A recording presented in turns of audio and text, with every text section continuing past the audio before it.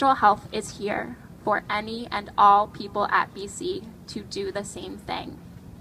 Whether you choose to have sex or not, to use contraceptives or not, to enter into a relationship or remain single, we are here for you.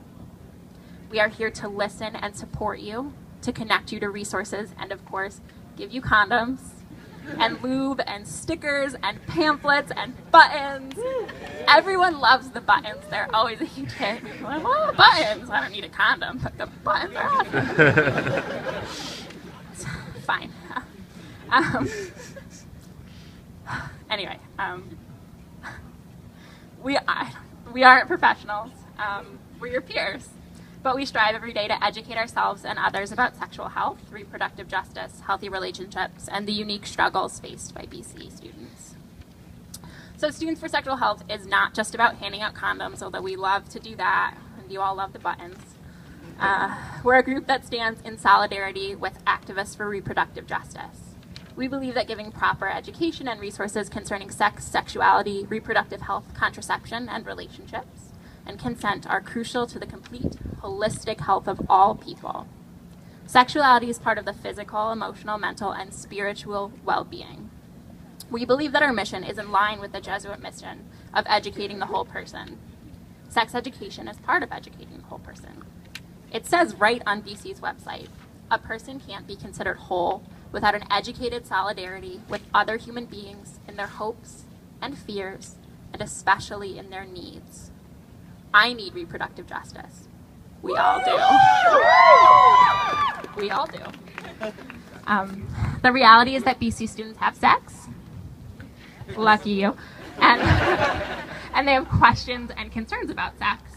And we believe in the right to students to make decisions about sex, to have or not have it, when they determine the time is right for them, and with whichever consenting partners they choose. I believe this makes us men and women for others, or people for others, because we feel a need that the university refuses to fill.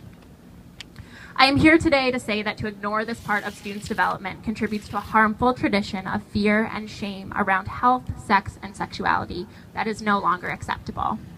Silencing students who search for answers to their questions about sexuality and denying students the resources that are necessary to make and carry out healthy decisions around sex is dangerous. Shame does not help anyone grow. Shame stops people from growing. Shame is not attentive, reflective, or loving. We deserve the resources that allow us to process our experiences, desires, thoughts, and beliefs openly and safely without fear of judgment, bias, or neglect. In ignoring our rights to these resources, BC is missing a great opportunity to improve the experience of BC students. To have a student body that is outspoken, educated, and passionate about holistic health, that is brave enough to have those challenging conversations, should be a point of pride. I just put my lips on the mic. Sorry. For anyone who comes up next. So I, Laurel Chiglione, and we, Students for Sexual Health, demand these things from Boston College. First, expanded sex education programs and information on campus that are inclusive and accepting of the dignity and inherent worth of all people.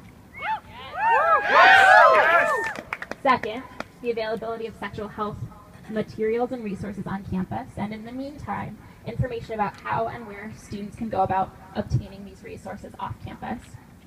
Third, changes to Boston College policies that prohibit healthy and consensual sexual expression, self-determination, and activism on campus. And finally, I ask the administration and all of you to reflect on this fact.